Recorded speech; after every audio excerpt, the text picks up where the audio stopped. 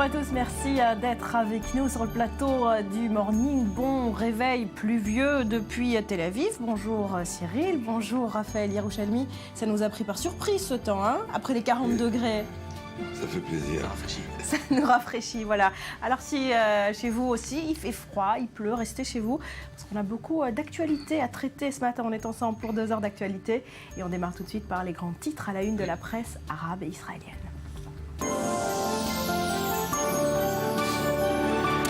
Cyril, les journaux israéliens relaient largement ce matin la visite en Israël de la conseillère à la sécurité nationale américaine, c'est Susan Rice. Ah oui, c'est pour Susan Rice la première visite en Israël, vous savez, depuis sa nomination en été dernier.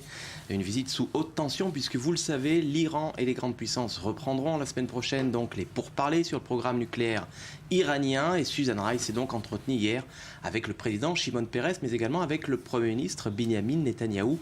Et pour le Premier ministre israélien, vous le voyez en une ici, du quotidien israélien en langue anglaise, de Jerusalem Post, eh bien, il est préférable qu'il n'y ait pas d'accord du tout, plutôt qu'un mauvais accord avec Téhéran. Alors, les Américains, on le sait, ont choisi, eux, de donner sa chance à la diplomatie, une option à laquelle semble visiblement souscrire l'ancien directeur de l'agence israélienne à l'énergie atomique, Uzi Elam, que voici ici en une du Yediot Ahronot, si les images apparaissent. Elles vont arriver. Et les voici. Et puisqu'il connaît bien ces dossiers, ce monsieur, il s'appelle donc Uzi Elam, eh bien il n'hésite pas à accuser ce matin, dans les colonnes du Yediot Ahronot, le Premier ministre israélien Binyamin Netanyahou.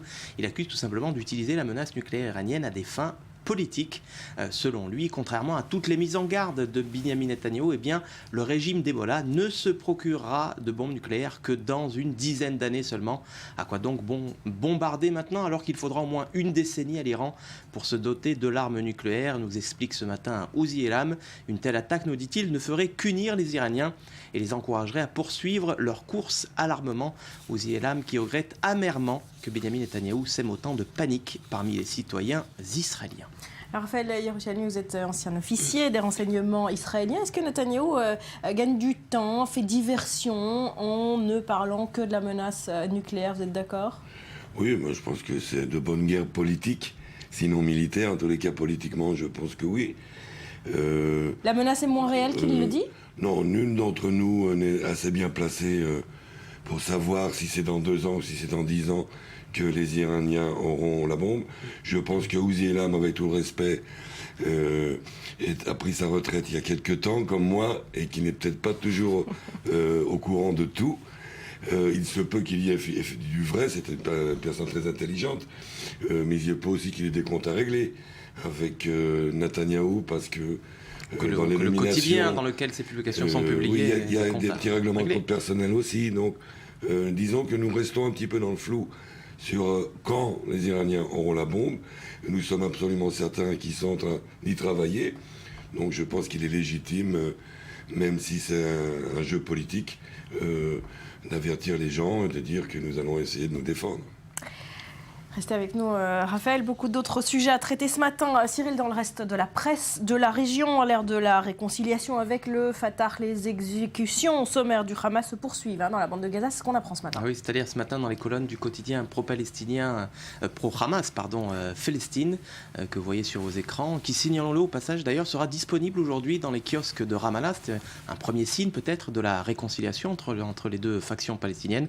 Bref, sur cette image, vous le voyez, on aperçoit l'un des deux Palestiniens exécuté par les autorités du Hamas après avoir été reconnu coupable d'avoir collaboré avec Israël dans la bande de Gaza. Alors selon un communiqué du ministère de l'Intérieur qui a été repris par le journal ce matin, les deux informateurs avaient guidé l'armée israélienne vers les sites de la résistance palestinienne, des établissements de sécurité, du gouvernement ou encore des ateliers de métallurgie où sont fabriquées ces roquettes qui sont tirées vers le sud d'Israël. Eh bien ces deux Palestiniens ont été exécutés hier après-midi, donc l'un par balle et l'autre pendu. Voilà pour les méthodes donc du Hamas dans la bande de Gaza. À noter également que depuis que le Hamas a pris le contrôle de la bande de Gaza en 2007, eh bien 19 Palestiniens ont été exécutés, dont 10 ont été accusés d'espionnage pour le compte d'Israël. Et on termine, Cyril, par une polémique qui enfle en Tunisie autour du tourisme israélien dans le pays. C'est une polémique dont on se fait le relais ce matin. Le journal israélien Haaretz. Oui, faut-il permettre à des touristes israéliens d'entrer en Tunisie ou cela revient-il à normaliser les relations avec l'État hébreu? Voilà donc une polémique qui enfle donc dans le milieu politique tunisien, qui place le gouvernement même dans une position assez délicate, puisque la ministre du Tourisme, Amel Karboul, est le ministre délégué à la sécurité auprès du ministère de l'Intérieur. Il s'appelle Rida Sfar. Eh bien, ces deux-là sont favorables à l'entrée de touristes israéliens sur le territoire tunisien. C'est une fantaisie qui, eh bien, leur vaut d'être visée par des motions de censure de l'Assemblée constituante. Une assemblée qui se réunira donc demain pour discuter de ces positions pour le moins délicates du gouvernement tunisien. Un gouvernement dont le chef, Madi Djouma, a volé au secours donc, de ces deux ministres.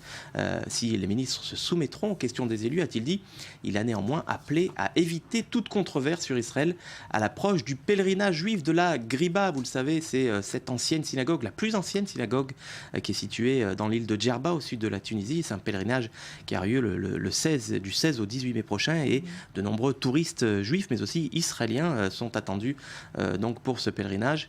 Pour que la saison touristique réussisse, a dit le Premier ministre tunisien, il faut que le rendez-vous de la Griba soit réussi.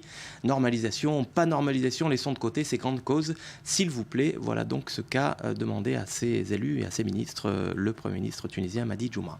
Et on termine avec deux photos du jour qui ont retenu votre attention. Oui, tout d'abord, celle-là, c'est celle du journal pro-syrien, syrien pro-régime, Al-Watan, la patrie, le journal qui publie ce matin les premières images du retrait des rebelles de la ville de Homs, la troisième plus grande ville de Syrie qui était assiégée par les troupes du régime depuis plus de 2 ans. C'est environ 2250 personnes, dont 1200 combattants qui ont quitté la vieille ville ou qui devraient quitter progressivement la vieille ville en vertu d'un accord qui a été conclu entre les représentants des rebelles et les chefs des services de sécurité. Les rebelles donc qui échappent aux griffes de l'ours syrien. Et la deuxième image, c'est celle du Maariv, un autre ours syrien, moins offensif peut-être, et qui est en vedette dans les pages du Maariv. Il s'appelle Mango, il a 19 ans, il pèse 250 kilos. Il habite au safari de Ramat Gan, près de Tel Aviv. La pauvre bête souffrait d'une hernie discale, nous disent les vétérinaires. C'est la raison pour laquelle ils ont décidé de l'hospitaliser à l'université hébraïque de Jérusalem, où ils l'ont opéré hier. Une intervention complexe, nous dit le journal, qui a duré plus de 5 heures. Souhaitons-lui donc un prompt rétablissement et un retour rapide parmi ses collègues du safari de Ramat Gan. Il s'appelle Mango. Mango. Bon, on continuera de suivre ses aventures. Merci beaucoup, Cyril. Tout à fait. Et on en vient à présent à la situation au Nigeria. C'est un rapt massif sans précédent. 223 adolescentes ont été enlevées ces derniers jours dans le pays. Un nouveau massacre a également été perpétré dans le nord-ouest du pays. Sur place, on parle de 300 morts. Alors on tente de comprendre ce matin qui est le groupe Boko Haram avec vous, Raphaël Yerushalmi. Je répète, vous êtes ancien officier des renseignements israéliens, vous connaissez bien l'Afrique. Boko Haram, c'est du banditisme ou c'est de l'islamisme? C'est du banditisme, de l'islamisme, mais c'est surtout presque une sorte de secte. Donc rien à voir avec les organisations terroristes que nous connaissons, même pas Al-Qaïda. Donc il s'agit de gens qui sont complètement déjantés, qui ont un agenda qui n'est pas du tout clair d'ailleurs, qui changent avec les leaders. C'est vrai qu'ils se réclament d'un certain salafisme ou islamisme rigoriste, mais ça change vraiment selon l'humeur et les leaders. La seule chose qui ne change jamais, c'est leur violence, leur attaque de populations civiles, en général locales, plutôt chrétiennes, mais aussi des kidnappings de ressortissants étrangers, dont des Français, et un glissement vers donc, des cibles occidentales plus larges. Mais dans l'ensemble, il n'y a pas un agenda politique, hormis ce désir ou ce rêve de créer un État islamiste au sein du Niger, au nord du Niger. Ils n'ont pas une doctrine politique ou stratégique précise, ce qui rend très difficile justement les négociations, si elles ont lieu, avec eux. Parce qu'on ne comprend pas très bien ce qu'ils veulent finalement. Mais non, on ne comprend pas ce qu'ils veulent. Je crois qu'eux-mêmes n'en sont pas certains, en dehors de ce trafic d'esclaves. Alors parlons de ces enlèvements massifs. Pourquoi ces jeunes filles sont enlevées? Elles sont enlevées en majorité pour être mariées très jeunes à des militants de Boko Haram même. Elles sont utilisées probablement comme esclaves sexuels par ces militants. Certaines sont peut-être revendues à l'extérieur. Il y a en Afrique, on le sait, un immense marché d'humains, donc d'esclavage. Et il ne faut pas oublier que vous avez les vendeurs, mais vous avez les acheteurs. Et là, c'est peut-être, là, ce qui est intéressant, c'est de voir qui soutient indirectement Boko Haram, qui sont les acheteurs, qui achètent des esclaves. Alors, en premier lieu, vous avez les autres pays africains. La Mauritanie en premier, parce que là-bas, l'esclavage y est légal, en fait. Mais vous avez aussi le Qatar. Et alors là, n'oublions pas, nous parlons d'un tout petit mouvement, j'ose dire, de cinglés, qui s'appelle Boko Haram. C'est une centaine Des d'hommes, fanatiques. Boko Haram, ou c'est beaucoup C'est plus? plusieurs centaines d'hommes, ça doit être à peu près dans les 2 à 3 000.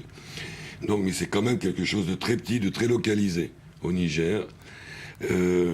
Alors que, au même moment, au Qatar, qui est une contrée développée, riche, qui va recevoir la Coupe du Monde de football, ce même esclavage d'humains a lieu. Pour les mêmes sommes, esclavage sexuel, esclavage d'enfants, esclavage de Alors, gens vous du parlez monde entier. d'esclavage, de trafic humain, il n'y a pas d'idéologie derrière. Pourquoi ce sont des jeunes filles, des lycéennes qui souhaiteraient D'accord. étudier? Pour le Boko Haram, il y a cette idéologie anti-occidentale. Boko Haram, c'est book, Boko c'est le book, le livre, et Haram, c'est comme en hébreu Kherem, c'est interdire les livres. Donc, les jeunes filles qui ont été kidnappées sont des jeunes filles chrétiennes ou même musulmanes qui vont dans des lycées, des écoles occidentales où les cours sont donnés en français et en anglais. Et donc, les gens de Boko Haram s'opposent à cette éducation qui corrompt les âmes des jeunes filles.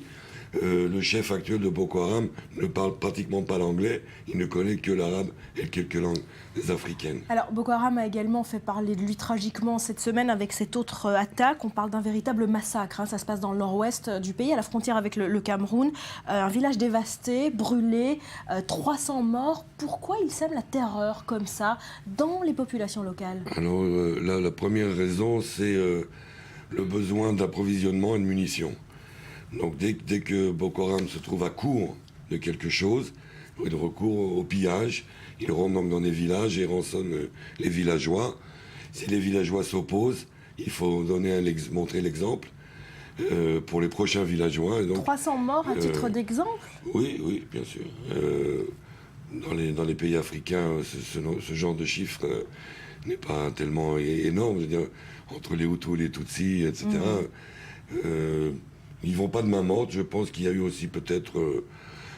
c'est arrivé plusieurs fois dans les attaques de villages en Afrique, inclus par des militaires des armées régulières, une sorte de dérapage, d'ivresse sanguinaire.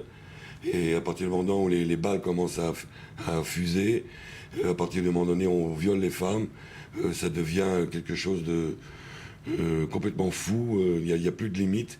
Et ça, c'est ce genre de... Moi, j'appelle ça une ivresse... est arrivé à beaucoup de reprises dans les pays africains. Cette violence extrême ne vous étonne pas, ce n'est pas inédit en Afrique? Non, ce n'est pas inédit en Afrique. Et j'allais dire donc en face, le gouvernement nigérien, donc de Goodluck Jonathan, et son armée a perpétré aussi des massacres, des viols. Au Congo, ça a lieu tout le temps. Des deux côtés, du côté rebelle, du côté de l'armée régulière. Et contre Boko Haram, les villageois sont à la merci. Ce gouvernement de Goodluck Jonathan, il est dépassé? Oui, il cherche, il n'a pas l'air, en tous les cas, de s'investir. Il n'y a pas de volonté politique. Fait une priorité nationale. Alors qu'il y a une levée de bouclier, dirons-nous, de l'opinion publique mondiale et médiatique. Au Niger même, vous l'avez vu, les manifestants sont quelques dizaines et ils ne sont même pas...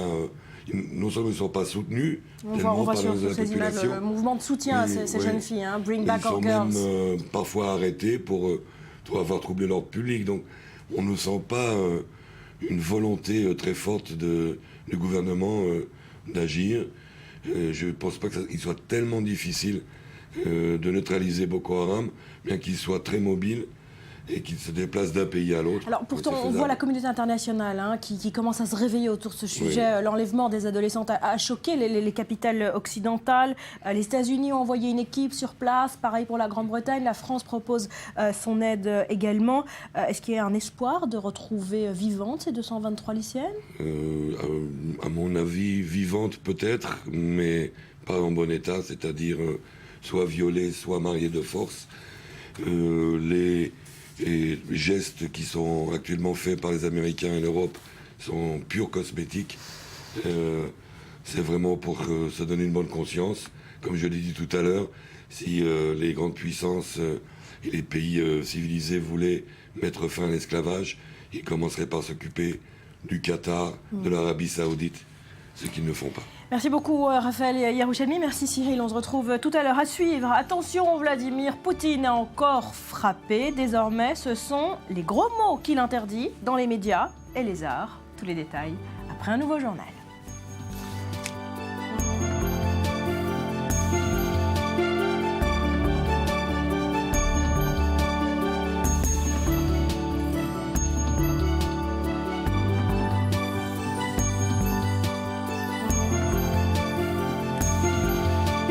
Merci d'avoir choisi le Morning pour vous informer. Il pleut toujours à Tel Aviv. Ça vous fait plaisir cette pluie, Mathias? Bah oui, puisqu'il n'y a pas eu de pluie du tout cet hiver, donc comme ça les saisons sont complètement changées, donc voilà. Voilà, on est tous perturbés à cause... C'est bon pour les olives, il paraît. C'est bon pour les olives. Ouais. Et nos amis cinéastes nous disaient que les dieux nous sont tombés sur la tête, donc voilà pour aujourd'hui. Voilà pour le point météo. Voilà. On parle du budget de la défense israélienne avec vous, Mathias, et ce coup de gueule presque inédit du ministre de la Défense, Bougui Ya'alon. Est-ce qu'on peut parler de véritable guerre du budget qu'a lancé Bougui Ya'alon et un véritable coup de gueule, un cri sur l'état dramatique de Tsahal aujourd'hui? L'état dramatique tout simplement pour la simple et bonne raison qu'il n'y a quasiment plus d'argent dans les caisses. Vous savez, un budget militaire, ça coûte cher. Et aujourd'hui, en Israël, on parle de taxes annuelles de 700 millions de shekels par an de coupes budgétaires. On est à, depuis 3 ans, 3 milliards de shekels de coupes, à savoir près de 870 millions. Lorsque vous vous rendez compte et lorsque vous discutez avec les réservistes, eux-mêmes, lorsqu'ils appellent leur capitaine et leur demandent d'eux-mêmes d'aller et effectuer leur période de réserve, leur capitaine leur dit non, il n'y a plus d'argent dans les caisses, il n'y a plus d'argent pour entraîner les soldats. Or, se pose un problème concret. Ya'alon, le ministre de la Défense, le pose et lui dit au ministre des Finances et lui dit: est-ce que tu veux une armée professionnelle? Si tel est le cas, alors disons-le, posons le problème et dans ce cas-là, avançons vers cette solution. Mais là, dans le cas actuel, ce n'est plus possible d'avancer. Il n'y a plus d'argent dans les caisses, ni pour effectuer des entraînements, ni pour prévoir des entraînements internationaux. Par exemple, conjoints avec les États-Unis, la Grèce, il y en a eu récemment, mais c'est grâce à l'argent affrété par les États-Unis. Et pas par le budget israélien. Alors comment cette crise va être tranchée? Tout simplement, comme je viens de le dire, soit on pose le problème d'une armée professionnelle, soit on décide d'allouer plus de budget à l'armée israélienne. Mais le choix va être au ministre des Finances? Le choix va être tripartite, le Premier ministre, ou même quadripartite, puisqu'il y a la commission parlementaire de la Défense et des Affaires étrangères, qui a un droit de regard, le ministère de la Défense, le ministère du Budget et bien entendu le Premier ministre. Sachant qu'il y a un vrai problème de fond idéologique, le ministre des Finances, qui appartient au camp du centre, a été élu pour effectuer des coupes budgétaires dans les ministères traditionnels que sont les ministères qu'est le ministère de la Défense, pour réaménager ce budget-là à des ministères de la culture, du sport, ce qui n'est pas en train de faire non plus. De l'habitat, etc. De l'habitat, d'où la polémique aujourd'hui de Moshe Ya'alon, qui est quand même ancien chef d'état-major, qui connaît parfaitement l'appareil militaire et qui lui dit: d'abord effectue ce pourquoi tu as été élu et après tu viendras en prendre de l'argent dans mon ministère. Voilà où est la polémique aujourd'hui. Est-ce qu'il dit vrai, Ya'alon? Est-ce que la situation est si dramatique que ça pour Tsahal? Lorsqu'il n'y a plus d'argent pour acheter des papiers toilettes et pour acheter des liquides vaisselle, oui. Effectivement, il faut trouver de l'argent. On en est là. Dans certaines bases, oui. Et c'est la raison pour laquelle certaines bases sont obligées de fermer et on prend certains soldats et on les redistribue dans d'autres bases. Voilà où on en est. Mais ce n'est pas un problème propre à Israël, même si d'autres superpuissances ont vu leur budget repartir à la hausse, par exemple, comme la Chine ou la Russie. Ce n'est pas le cas pour les États-Unis qui perdent de l'argent chaque année parce qu'il y a ce trou, ce gouffre financier des guerres engagées en Afghanistan et en Irak. Israël aujourd'hui est à un chemin concrètement, soit on décide... C'est une tendance mondiale en fait, par comparaison aux autres pays. Qu'est-ce qu'on peut dire du budget de la défense israélien? Il est plus ou moins sensiblement en termes... En fait, il faut poser le problème. Cela répond à une proportionnelle en fonction du nombre d'habitants et en fonction du danger. Et Israël est en état de guerre, toujours, depuis 1948, depuis la création de l'État. Donc forcément, le budget de la défense est important. Et c'est pour ça, et ce n'est pas un problème propre à la droite. La gauche sécuritaire menée par Ehud Barak, ancien Premier ministre et ministre de la Défense, lui aussi interdisait toute coupe budgétaire dans le budget de la défense. Donc c'est un problème de fond, idéologique et surtout conceptuel et actuel. Parce que tant qu'Israël est en état de guerre, tant qu'Israël a des ennemis ou considère avoir des ennemis, forcément ce budget de la défense doit être fort pour parer à ces dangers. Merci beaucoup. Mathias, restez avec nous. On parle de beaucoup d'autres choses Avec plaisir. Dans un instant. Et nous sommes le jeudi 8 mai, vous êtes sur i24 News. Voici les grands titres à la une de l'actualité. C'est un volte-face de Vladimir Poutine auquel personne ne s'attendait. Moscou a retiré ses troupes de la frontière ukrainienne. C'est ce qu'annonce donc le président russe. L'OTAN déclare cependant ne pas avoir d'indication confirmant le retrait des forces. En Israël, les actes de vandalisme contre la population arabe est dans la ligne de mire des autorités. La police et l'armée ont mené ces derniers jours plusieurs opérations pour interpeller des suspects. L'Église catholique appelle elle aussi Israël à agir plus fermement sur la question. Et puis on parle également ce matin de cette visite de haut niveau à Jérusalem. La conseillère à la sécurité nationale du président Barack Obama en Israël pour la première fois. Il s'est entretenu hier soir avec Binyamin Netanyahou. Susan Rice a réitéré que les États-Unis ne permettraient jamais à l'Iran de se doter de l'arme nucléaire. Enfin, le conflit au Soudan du Sud s'amplifie. Amnesty International doit publier un nouveau rapport. Ce jeudi, il établit que le pays est au bord du génocide. Des civils tués et violés sur fond de violence et de famine. 1 million de déplacés qui risquent de faire basculer le plus jeune pays au monde dans une catastrophe humanitaire, prévient Amnesty.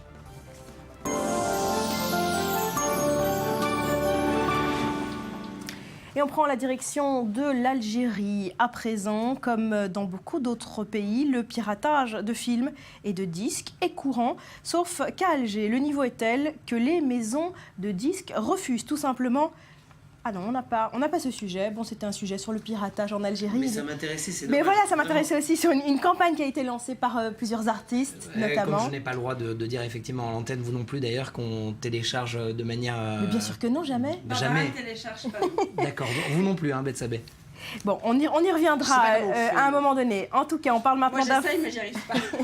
On parle d'info international en quelques clics. C'est avec vous, Betsabé. Et on commence par ce volte-face de Vladimir Poutine. Il a créé la surprise. Ouais, un gros clic de Poutine qui affiche ses bonnes attentions à l'Occident, nouvelle stratégie de Vladimir Poutine. Alors, un pas dans le sens du dialogue, même de tout d'abord, il a dit qu'il avait demandé aux séparatistes pro-russes, je vous rappelle les séparatistes pro-russes sur lesquels il avait dit n'avoir aucune influence, et bien il leur a quand même demandé de reporter ce scrutin du 11 mai dans la République dite autoproclamée de Donetsk. Et puis il a affirmé aussi que la Russie avait enlevé ses forces de la frontière, 40 000 hommes quand même, à la frontière de l'Ukraine. Je vous propose tout de suite de regarder les explications de Steve Jourdain. Signe de détente sur le front de l'Est. En présence du président de l'OSCE, Vladimir Poutine demande aux séparatistes de reporter le référendum prévu dimanche à Donetsk. Je demande aux représentants des partis de l'ouest du pays, adeptes de la fédéralisation, de reporter le référendum prévu le 11 mai à une autre date, cela afin de créer les conditions nécessaires au dialogue. Message reçu du côté des séparatistes. Ces derniers ont fait savoir que la proposition serait étudiée jeudi lors d'une réunion. À Donetsk, on se tient néanmoins prêt à se rendre aux urnes. Nous sommes prêts pour le référendum. Districts et commissions électorales ont déjà été formés. Plus de la moitié des bulletins de vote sont déjà arrivés. La seule chose qui peut désormais nous arrêter, c'est la guerre.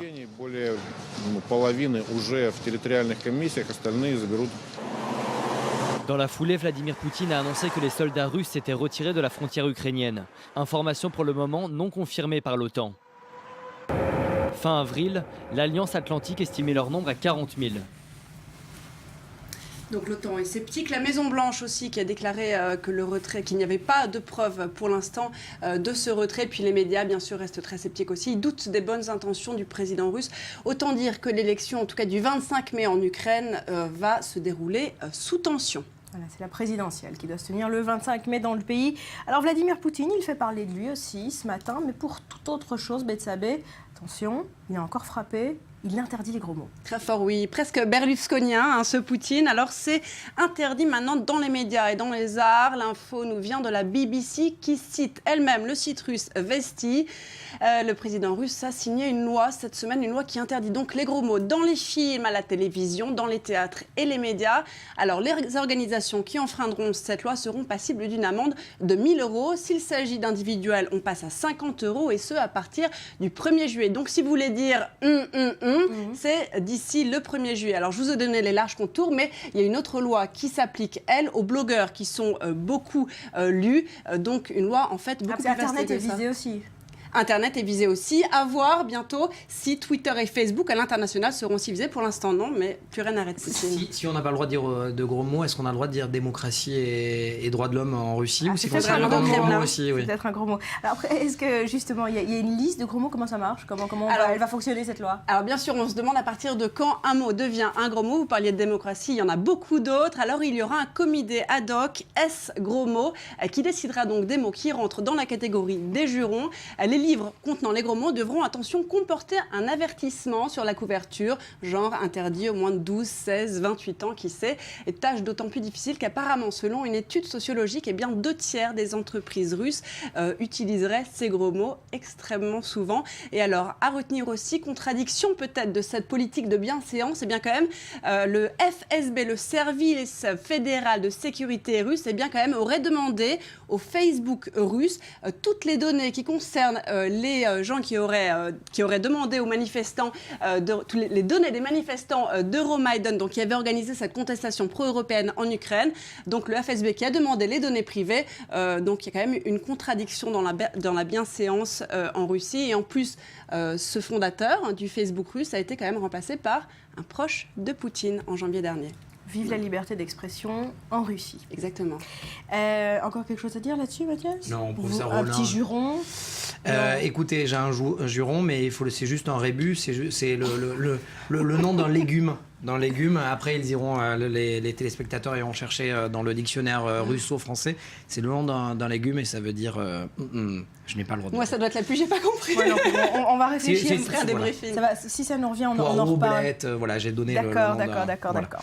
On poursuit par la Thaïlande. Betsabé, première ministre destituée et manifestation de joie dans le pays. On fait la fête en Thaïlande, oui, c'est quasiment Noël. Ça fait 6 mois que l'opposition manifeste. Elle a eu ce qu'elle avait voulu, ou presque. En tout cas, c'est le chemise jaune qui réclamait donc la tête de la première ministre. Ils l'ont eu puisque Ingluk Shinawatra a été démise donc de ses fonctions. Elle avait placé un membre de sa famille à la place d'un haut fonctionnaire de la police. Ça n'a pas plu à la Cour constitutionnelle. On soulignera quand même que c'est la 3e personne de la même famille à être destituée en tant que Premier ministre. Il y avait son frère Thaksin, c'était en 2006, qui était victime d'un coup d'État.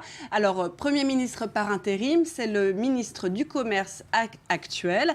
Mais cela dit, les chemises jaunes ne vont pas s'arrêter en si bon chemin. Ce matin, le porte-parole des manifestants, puisque pour eux c'est beaucoup plus tard, a déclaré il y a quelques heures qu'ils étaient prêts à former leur propre gouvernement. Ils jugent le gouvernement par intérim illégitime. Ils engagent, ils promettent une journée d'action très violente demain, vendredi, violente en tout cas forte, et ils demandent un nouveau gouvernement. Est-ce qu'on peut parler de fin de cette crise politique en Thaïlande? Alors il y a deux choses. D'une part, le gouvernement a connu un sérieux coup. Il y a eu 9 ministres qui ont été évincés avec la première ministre. D'un autre côté, il y a encore beaucoup de ministres qui sont des très proches de Shinawatra. On sait que c'est un clan qui a beaucoup d'influence. Et surtout, Shinawatra est très très populaire encore dans le Nord. Toutes les chemises rouges soutiennent ce gouvernement Shinawatra, d'autant que Thaksin avait été le premier à mettre des mesures de santé gratuites en place dans le pays. C'est pas prêt de se terminer, c'est ce que vous Voilà. dites. Allez, on revient au Moyen-Orient, on se dirige vers le Liban qui a refoulé des réfugiés. Ils sont palestiniens d'origine mais vivent en Syrie. Tout à fait. Alors, ce qui s'est passé concrètement, c'est qu'une quarantaine de personnes, des Syriens, ont été arrêtés à l'aéroport de Beyrouth, accusés d'avoir utilisé de faux papiers. Ils ont été refoulés. Donc, en Syrie, les autorités libanaises ont assuré qu'il n'y avait pas d'interdiction officielle, mais Human Rights Watch accuse Beyrouth d'avoir adopté une politique en ce sens. Hier, l'agence de l'ONU pour les réfugiés palestiniens a indiqué que le Liban refusait toujours l'entrée de ces Palestiniens qui fuient la Syrie. Donc, on attend bien sûr les développements. Pour l'instant, on attend de voir comment Beyrouth va se... Les Palestiniens sont systématiquement refoulés selon les autorités palestiniennes, mais les réfugiés syriens ne sont pas refoulés du tout à la frontière libanaise? Pour l'instant, en tout cas, cette politique ne s'applique pas aux Syriens qui ne sont pas palestiniens. Il y a quand même aujourd'hui 1 million de réfugiés syriens qui sont au Liban. Donc ce serait de toute façon logistiquement pas envisageable. On a l'impression qu'en tout cas le Liban cherche en tout cas à mettre un terme à ce flux. Oui. Et évidemment les Palestiniens sont les premières victimes et d'autant plus en danger qu'ils sont quand même apatrides et sont les plus fragiles dans cette situation.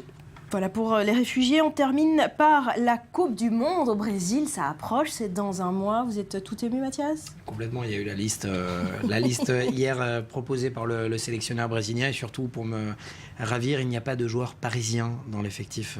Commencez pas avec cette polémique, Betsabé. On parle d'un produit dérivé bien particulier. On parle d'un fruit, c'est le matin, c'est la matinée des fruits. Mathias, vous parliez de fruits, gros mots. Moi, je vais vous parler de fruits. De légumes, gros mots. De fruits, joueurs de foot. Regardez sur ces images, Mathias, ça va vous plaire. C'est un chef qui taille dans les fruits, plus particulièrement dans la pastèque. Ouais. Le chef brésilien Rogério Holanda qui montre à sa façon son enthousiasme donc, pour le mondial. C'est sympa. Il taille les visages des stars de foot dans des pastèques. Donc depuis Messi et Ronaldo en passant par Neymar, je suis sûre que vous les reconnaîtrez vous-même. Ça c'est Neymar par exemple. Hein.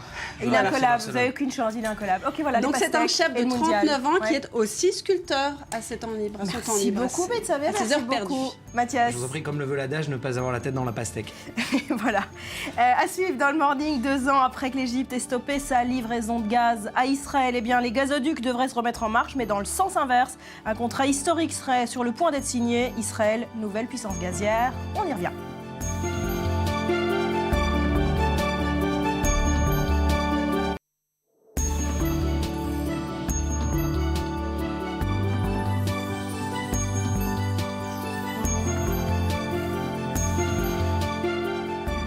On poursuit avec l'un des titres du jour. En Israël, les actes de vandalisme contre la population arabe sont dans la ligne de mire des autorités. La police et l'armée ont mené ces derniers jours plusieurs opérations pour interpeller des suspects. Le rappel des faits en images signé Eleanor Veil. On en parle juste après.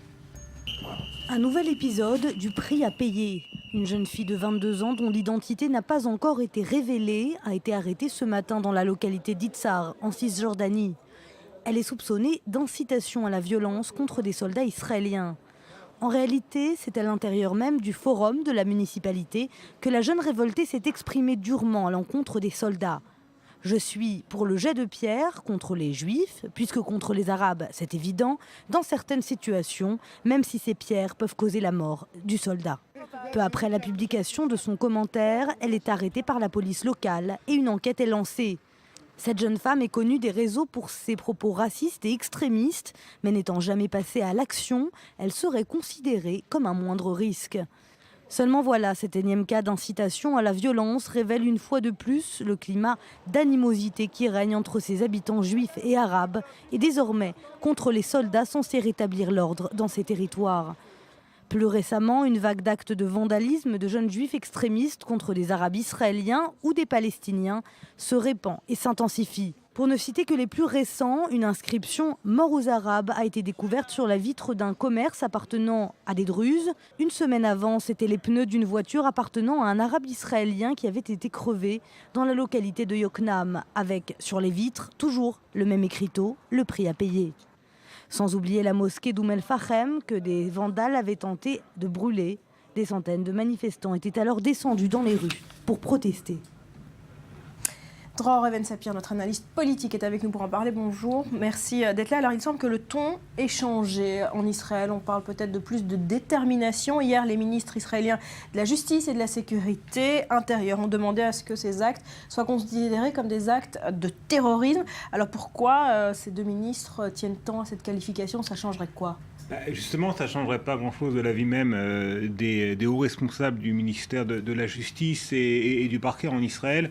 La qualification d'acte de terreur ne donnera pas d'instrument supplémentaire aux services de sécurité pour lutter plus efficacement contre les auteurs et les responsables de ces actes. Ces actes sont considérés comme, pour l'instant en tout cas c'est la définition juridique, comme une organisation, où les auteurs de ces actes sont considérés comme faisant partie d'une organisation illégale.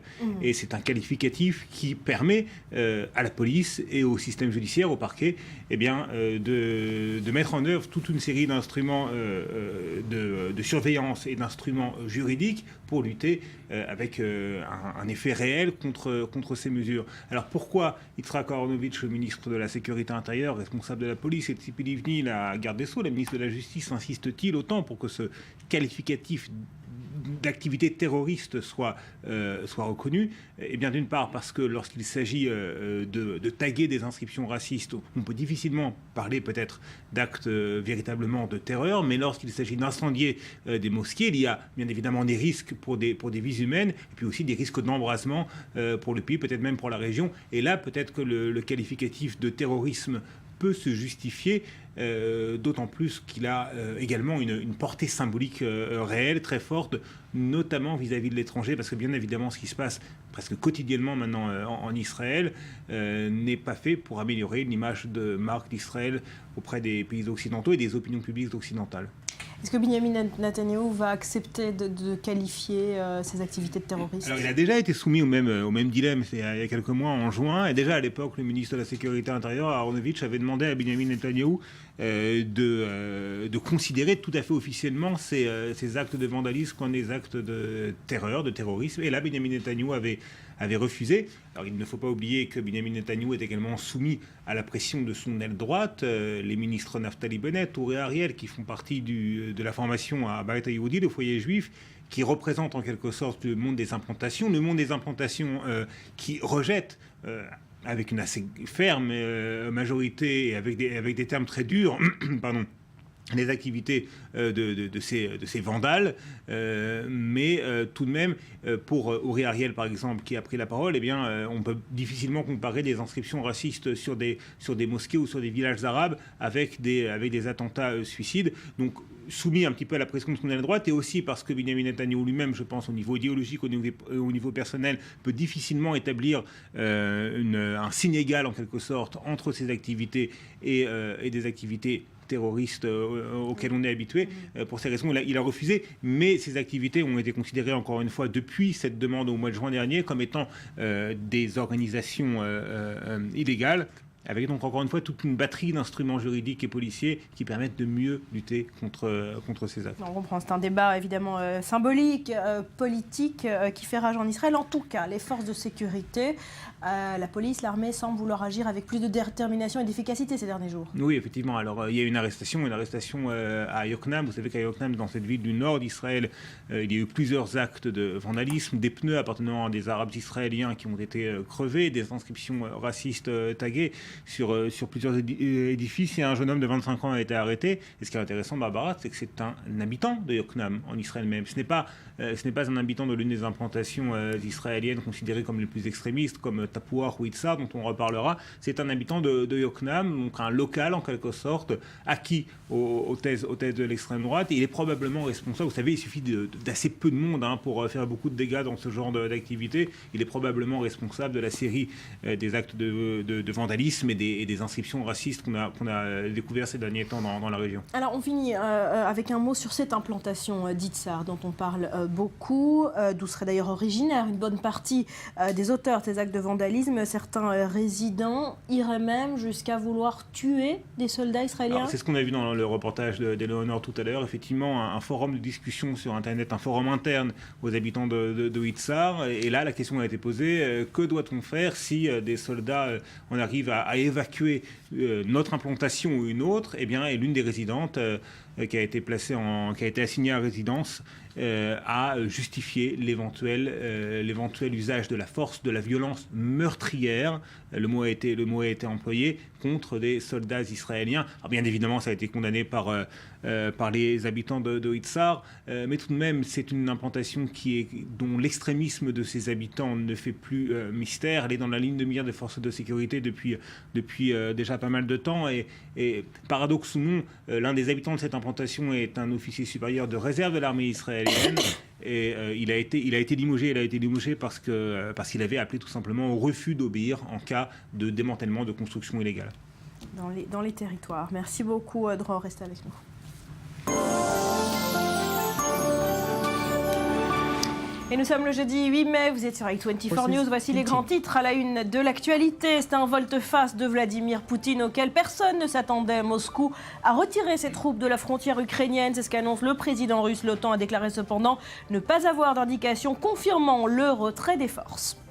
En Israël, on vient de l'évoquer, les actes de vandalisme contre la population arabe est donc dans la ligne de mire des autorités. La police et l'armée ont mené ces derniers jours plusieurs opérations pour interpeller des suspects. L'Église catholique appelle elle aussi Israël à agir plus fermement. Et puis visite de haut niveau à Jérusalem, la conseillère à la sécurité nationale du président Obama s'est entretenue hier soir avec Binyamin Netanyahou. Susan Rice a réitéré que les États-Unis ne permettraient jamais à l'Iran de se doter de l'arme nucléaire. Enfin, le conflit au Soudan du Sud s'amplifie. Amnesty International doit publier un nouveau rapport ce jeudi. Il établit que le pays est au bord du génocide, des civils tués et violés sur fond de violence et de famine. 1 million de déplacés qui risquent de faire basculer le plus jeune pays du monde dans une véritable catastrophe humanitaire selon Amnesty.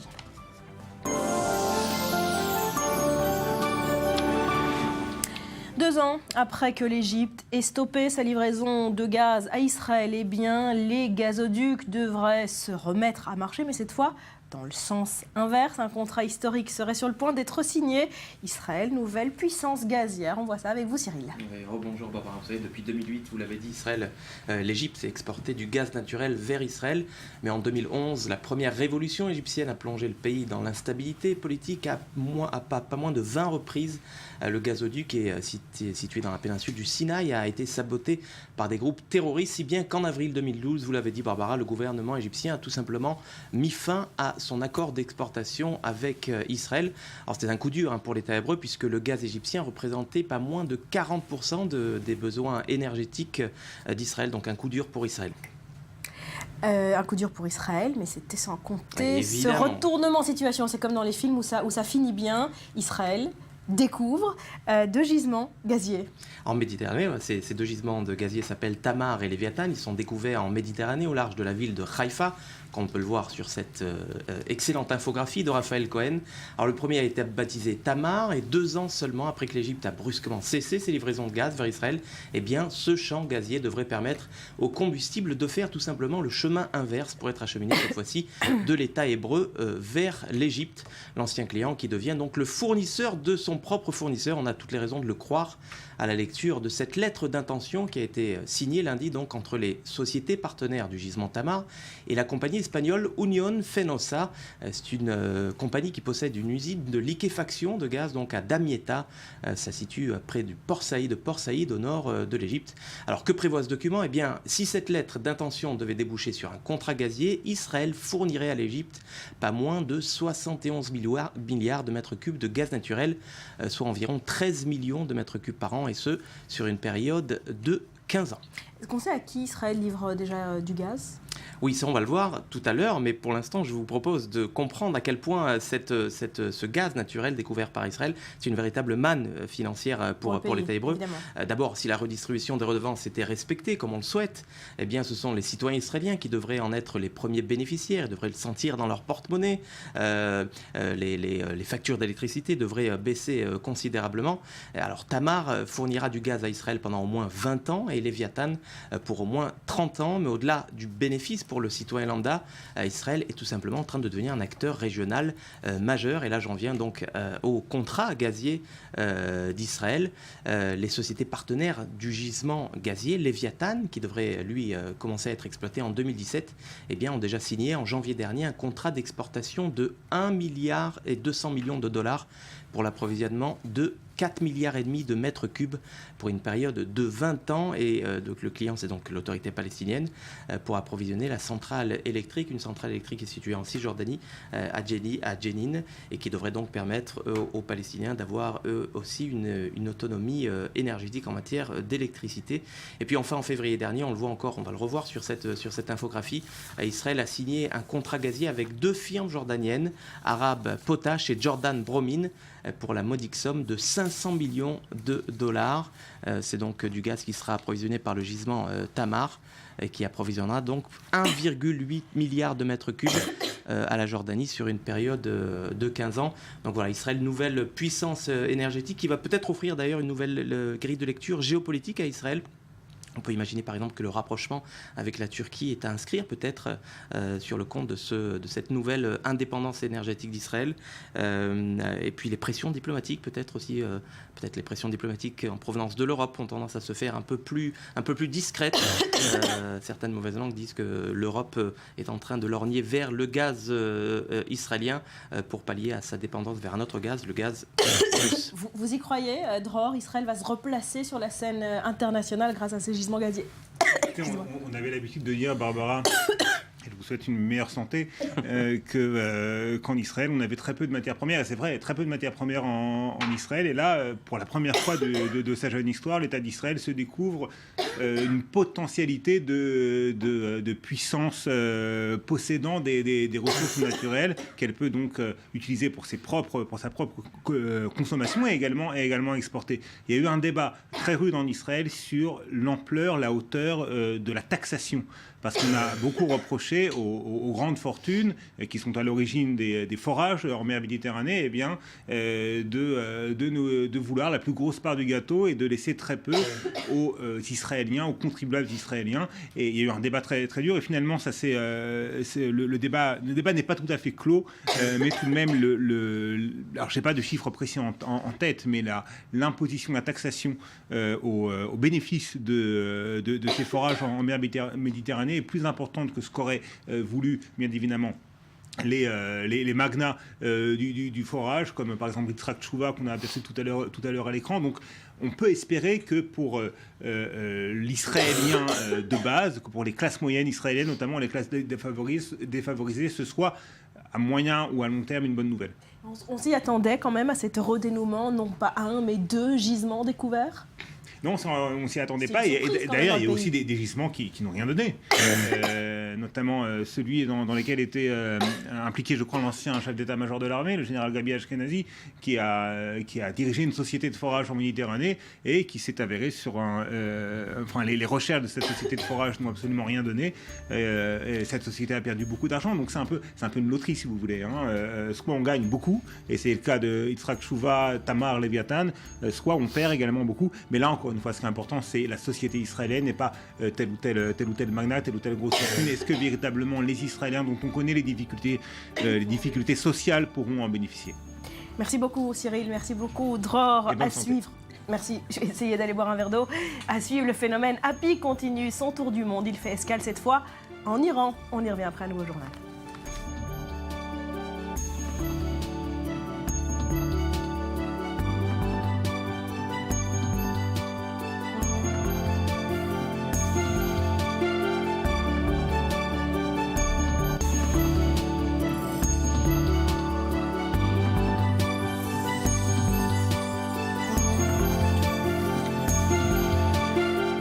Et comme tous les jours, c'est le moment de dire bonjour aux enfants de l'émission. Bonjour maman. Bonjour maman. Bonjour Rudy, bonjour Virginie. Bonjour maman. Vous avez bien dormi les enfants? Non. Pas assez comme d'habitude. Bah oui. Bon voilà. À cause de Rudy, on a fait la fête. C'est un autre débat. Rudy et Virginie, les lève tard et pas les couche tôt. Enfin non, c'est l'inverse. Non, enfin bon, c'est ça. C'est ça. On en parlera après. On en reparle après. On est encore bugués là. On en vient à l'actualité sur Internet. C'est la revue du web.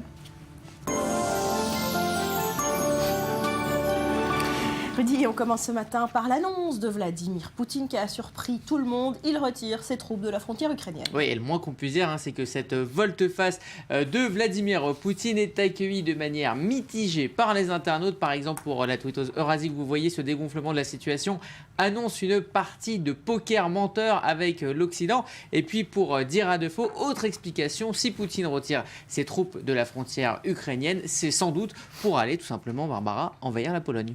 Voilà, c'est pour aller ailleurs. On n'y croit pas beaucoup sur Internet. En tout cas, on l'a dit depuis le début de cette crise ukrainienne. C'est un conflit, c'est une crise qui se joue avant tout sur Internet. Oui, et la partie d'échec militaire se joue donc sur le net. Par exemple, le compte d'Euromaidan a demandé aux internautes il y a quelques jours d'être prudents en tweetant des photos de position des troupes ukrainiennes ou des photos des troupes ukrainiennes sur Internet. Donc d'être prudent avec ce genre de publication car les pro-russes recoupent et utilisent ces données et les regroupent sur une carte sur Vicontact qui est le Facebook russe. Alors côté pro-européen, côté Euromaidan, Internet sert aussi à soutenir les soldats.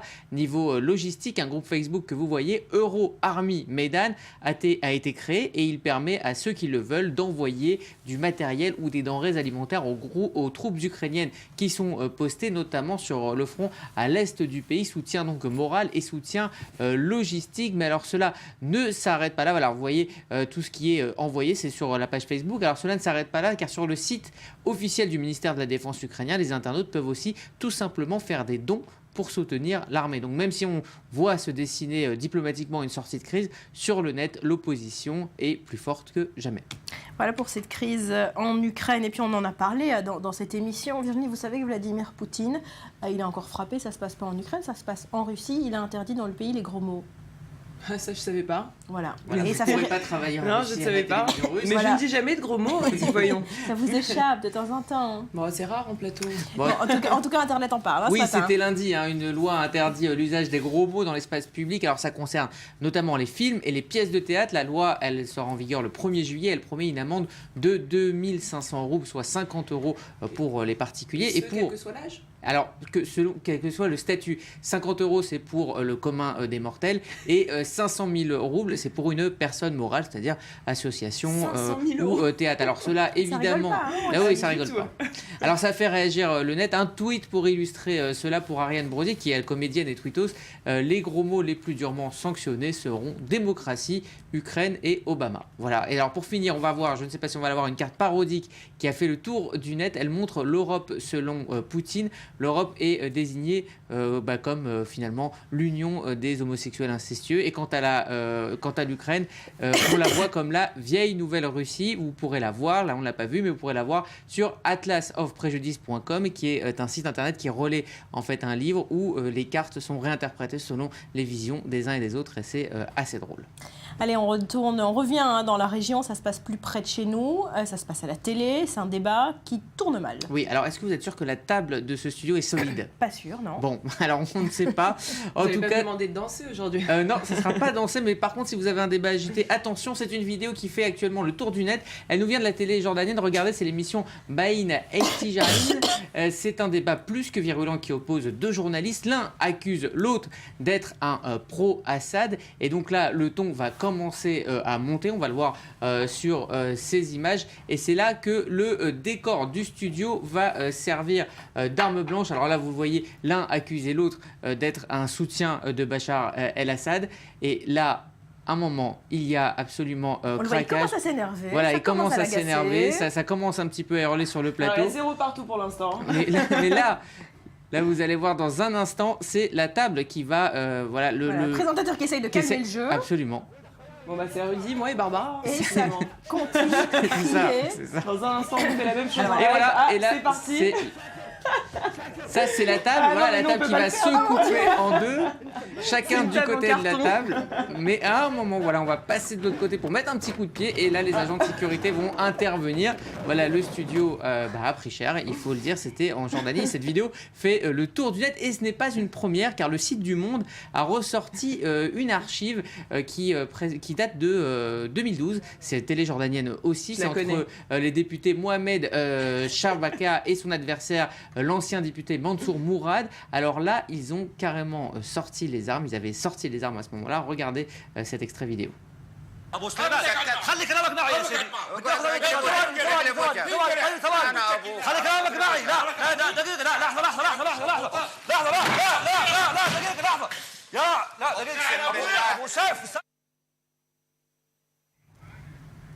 Il lui a jeté quoi au Chaussure, visage? la Une chaussure, qui, évidemment. au Moyen-Orient est un Une signe. insulte suprême. Absolument. C'est délicat. Et puis l'arme, et là on voit vraiment l'animateur paniquer. Vous êtes calme ce matin ou Non, tout va bien. Nous, chez nous, On tout l'a va bien. tablissier les solides, mais Voilà. voilà, là On c'est verra, un on décor sait- en on sait carton. jamais. Ici, on a des vrais décors. Rudy, on parle d'une annonce tragique. Je vois ce regard inquiet. Et Voilà. oui, Grumpy Cat oui. pourrait être détrôné. Oui. Que dites-vous ce matin? Alors c'était le chat grincheux du net, mais Bon Jovi fait plus fort en s'imposant comme plus que grincheux, en s'imposant comme le chat ultra méchant. Il n'aime pas du tout les caresses de son maître et depuis 2 jours, ses réactions épidermiques amusent le net. Plus de 500 000 vues ce matin, beaucoup moins mignon que Grumpy Cat, ça je vous l'accorde. Il est méchant. Mais assez drôle, il est assez méchant. Vous allez le voir, je vous présente donc Bon Jovi. Il a un petit air de Virginie Khalifa au réveil, on regarde. Bonjour Virginie. In 11, I love you that much. You love me. He said a lot. Right, Bon Jovi? Really stupid and really ugly, and you're fat. I love you.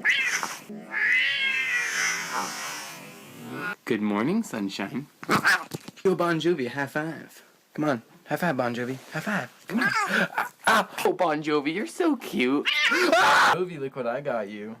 Here you go. His name's Samson. I hope you like him. Hey, ow, don't do that. Look with all these cuts on my hand.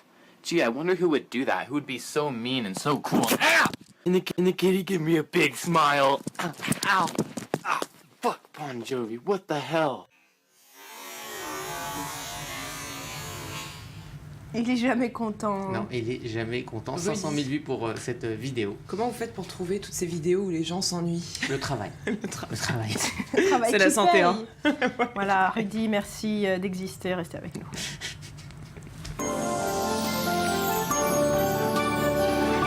Alors on en parlait plus tôt, je vous l'avais promis, on repart donc direction l'Algérie, comme dans beaucoup d'autres pays. Vous le savez, le piratage de films et de disques est courant, sauf qu'à Alger, le niveau est tel que les maisons de disques ont tout simplement décidé de ne plus signer aucun artiste. Conséquence, une vaste campagne a été lancée. Regardez ce reportage, il est signé Sandy Fortis. Les rues d'Alger et de toutes les petites villes d'Algérie pullulent de petits vendeurs qui écoulent tranquillement à prix dérisoire les derniers films et CD à peine sortis sur le marché international. Le raï, cette musique qui représente en Algérie ce que le reggae représente en Jamaïque, se nourrit des influences du rock, de la techno et même du reggae, un son qui a énormément de succès internationalement, mais les pirates s'emparent et revendent cette musique au marché noir tout en mettant les producteurs et les artistes en difficulté. Cette musique rythmée à l'origine bédouine a fait un tabac dans les années 80 avec des stars comme Khaled ou encore plus tard avec Cheb Mami ou Faudel. Ce sont ces stars-là qui sont actuellement victimes à Alger, là où le piratage a atteint des proportions telles que les maisons d'édition rechignent à produire les artistes, convaincus que le produit sera copié et vendu pour l'équivalent d'1 euro avant même sa sortie officielle sur le marché. Dans le cadre d'une campagne de lutte contre le piratage en Algérie, la police a détruit en quelques semaines seulement plus d'1,5 million de disques pirates. Khaled s'est réjoui des opérations, observant que ces albums représentent une grande partie de ces millions de produits détruits récemment. L'ex-roi du rail, qui a vendu plus de 10 millions d'albums dans le monde, ne produit pas en Algérie. Pourtant, ces albums s'y vendent comme des petits pains, dont le dernier d'entre eux, C'est la vie, sorti en 2012. Il faut pourtant rappeler que vu le niveau de vie en Algérie, le prix du CD en fait un peu un objet de luxe, alors que certains les téléchargent gratuitement. Là au moins, ils payent la somme minimale d'1 euro.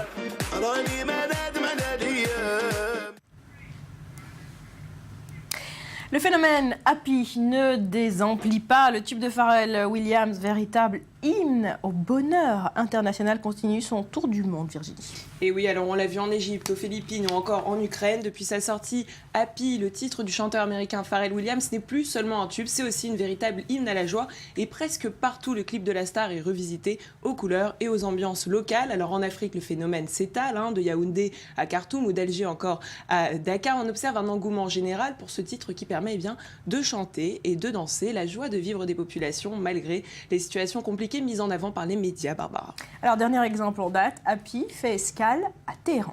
Avant-dernier exemple. Alors, il s'agit d'une vidéo qui vient tout droit d'Iran. On constate que les jeunes regardent les derniers films hollywoodiens et qu'ils suivent l'actualité mondiale. Comme tout le monde, cette jeunesse danse et fait la fête. Le message est clair. Malgré les idées préconçues, les jeunes Iraniens ne sont pas différents de la jeunesse européenne ou américaine, bien qu'ils soient tenus de respecter les règles d'une république islamique d'Iran. Et à en croire les messages postés sur les réseaux sociaux, vous nous confirmerez, Rudy, ce titre est un réel espoir et permet de communiquer avec le reste du monde. Une chose importante dans un pays où bien la liberté d'expression n'est pas toujours respectée. Du coup, le mois dernier, 6 jeunes Iraniens se sont regroupés et ont tourné leur propre vidéo sur le toit d'un immeuble et dans une petite allée à Téhéran. Je vous propose de la regarder tout de suite. It might seem crazy what I'm about to say. Sunshine, she's here, you can take a break. I'm a hot air balloon that could go to space. With the air, like I don't care, baby, by the way. Because I'm happy. Clap along if you feel like a room without a roof. Because I'm happy. Clap along if you feel like happiness is the truth. Because I'm happy. Clap along if you know what happiness is to you.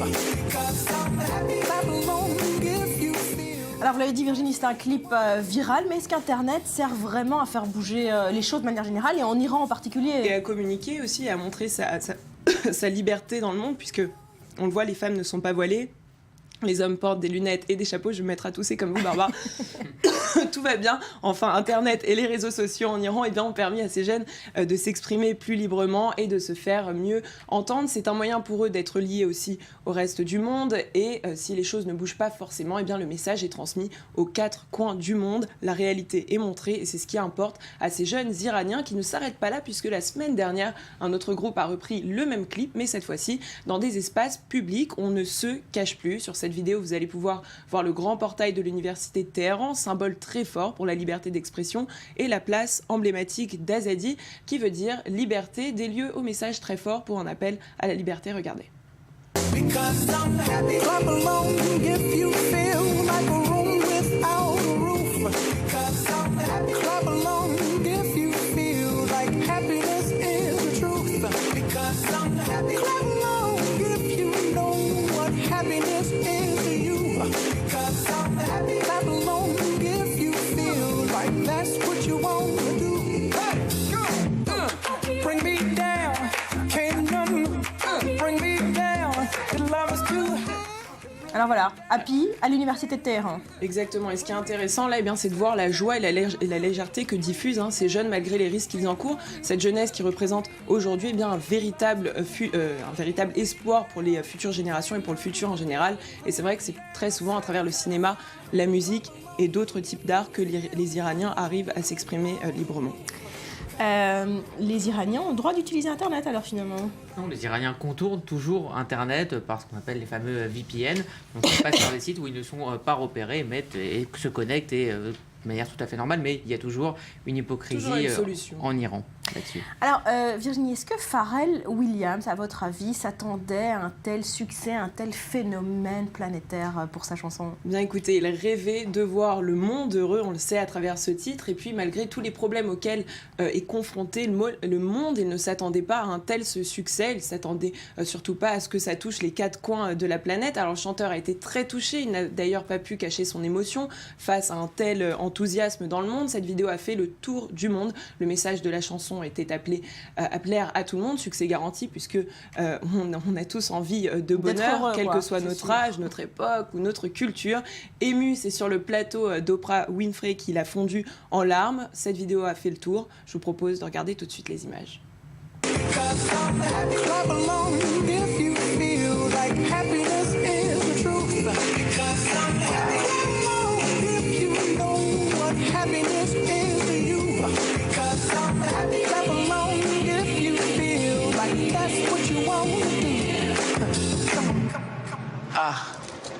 Makes me cry too. Makes me cry too. On peut le voir. Ah voilà. You know, I was just thinking about your grandmother. I bet she didn't even imagine that. No. No. Bet she didn't even imagine that. I know. Voilà, Pharrell Williams en larmes. Merci Virginie, merci Rudy. Le message de cette matinée, happy. Happy. Soyons toujours. happy. Quel que soit Sauf le le temps. chat, hein. Sauf le chat. Passez une bonne journée. Portez-vous bien.